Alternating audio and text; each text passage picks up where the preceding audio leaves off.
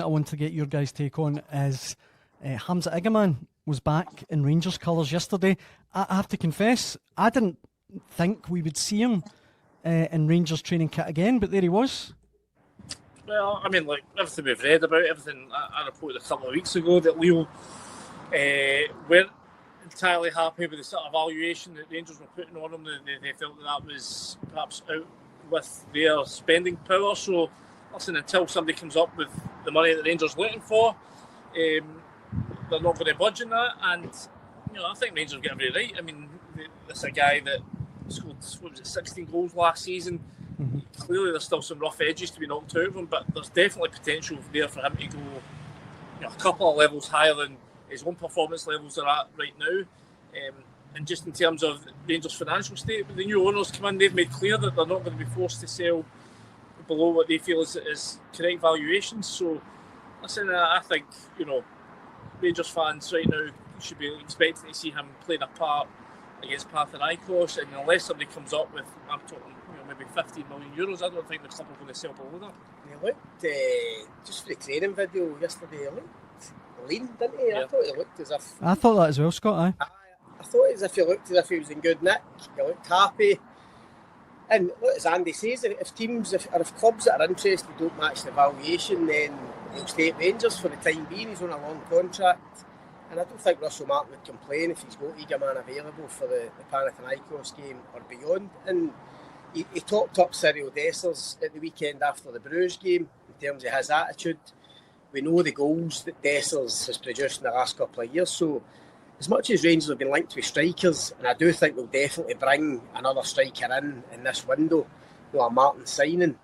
Mm-hmm. If that's to complement Dessers, Igamane and Danilo, then so be it, because as Andy touched on there, I don't think the owners are going to buckle in terms of the valuations of players. In a perfect world, I think Russell Martin would like to maybe offload one or two of them and bring some funds in, probably. But if the deal's not right and the offer's not right, then why do it? And look, there's a long time left in this window. I know we're obviously focusing on the Panathinaikos game, July 22nd.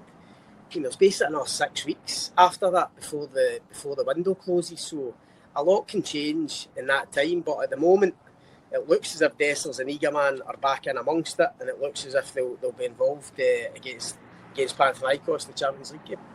And just before I let you go, guys, you're obviously in Burton-upon-Trent at the moment. What is your movement for the next day or two? Well, we've got we'll be up at the training ground bright and early tomorrow. I think it's 9:30. We'll be sitting down having a couple of chats with some players. Hopefully a lengthy chat with Russell Martin, and obviously and then we'll have another couple of, we'll be able to watch a bit of training in the morning, and another few interviews in the afternoon before we head up the road on Saturday morning. But you'll be able to read all that online and in the paper over the next few days. We'll drip that out, we'll feed that out and let people see it day by day as it unfolds over the next few weeks. The good thing is that the first chance for us and the other media to kind of have a proper sit down with Russell Martin. Obviously we spoke to him when he's unveiling at Ibrox, and then we got kind of 5 or 10 minutes in the press conference after the Bruges game at the weekend. But tomorrow will feel a bit different. Hopefully it'll be a bit more relaxed.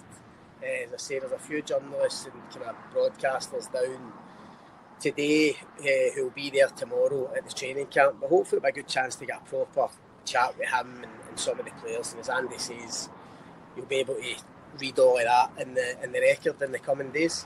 Aye, absolutely. Guys, it's always a pleasure having you on. I hope you have a wonderful trip and safe travels back home when the time comes. Cheers, Daniel. Thank you. Cheers, guys.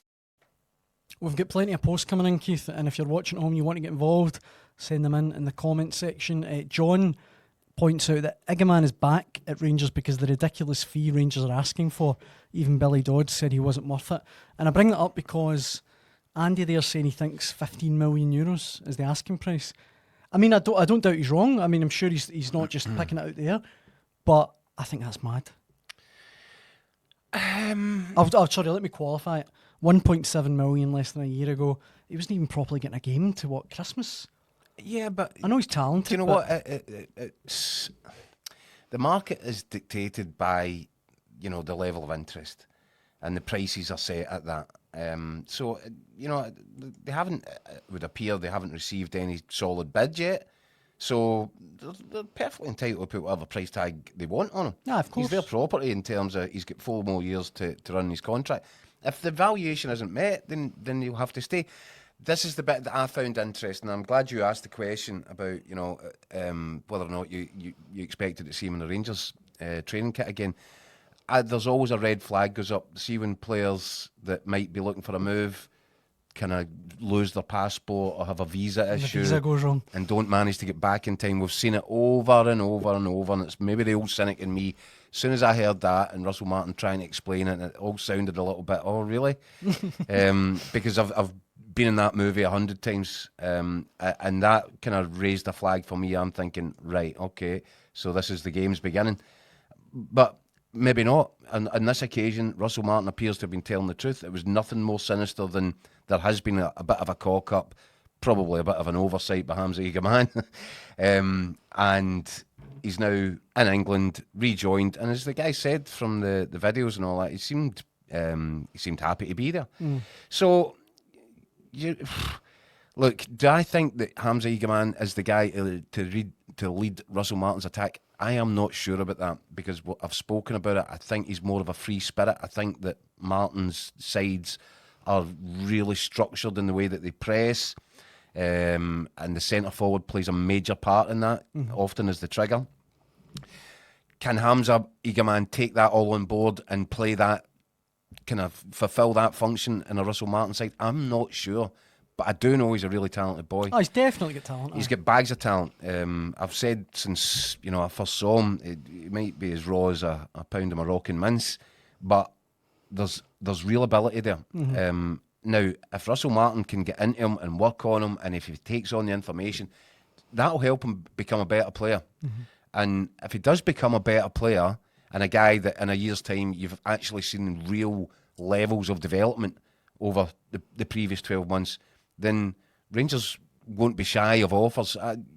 I think there'll still be offers for him this summer. You think so? It comes down then to, are Rangers happy to sell at the price that's been offered to them? And if they're not, as I said, they're in a good position with him because he's got 4 years. It's not, Raskin's a different kettle of fish. Raskin is going into, he's only got 2 years left in his deal. So if you don't sell now, you'll either extend his contract, give him a longer term contract, safeguard yourself in terms of his transfer market value, because now's the optimum summer to sell Raskin. Yeah. If he doesn't sell a new contract, doesn't sign a new contract, then it becomes an issue for Rangers, because they can get an optimum sort of fee in for him just now. And that's going to be an interesting one as well. There's so much still to happen. As the boys are saying, there's 6 weeks of this transfer window still to go. It's just happening at a phenomenal rate in the early days of July. So, loads and loads and loads of issues still to be settled.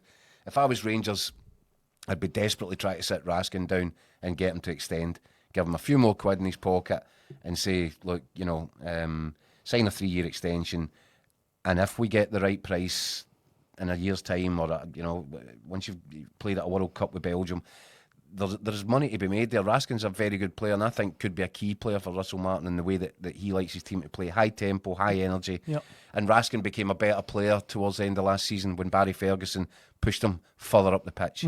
Actually reminded me a little bit of Barry Ferguson had a season with Rangers where he went 3, 4, 5, whatever it was, not really contributing goals from midfield. He was a number 6 out and out. But I think it might have been the season under Alex McLeish. He moved further. He started playing 30, 40 yards further forward. That's what he did with Raskin. Raskin made the exact same move, and towards the end of last season, he starts contributing with assists and goals. And I think that if I was Russell Martin, I'd be looking at that and thinking he could have a massive influence on next season.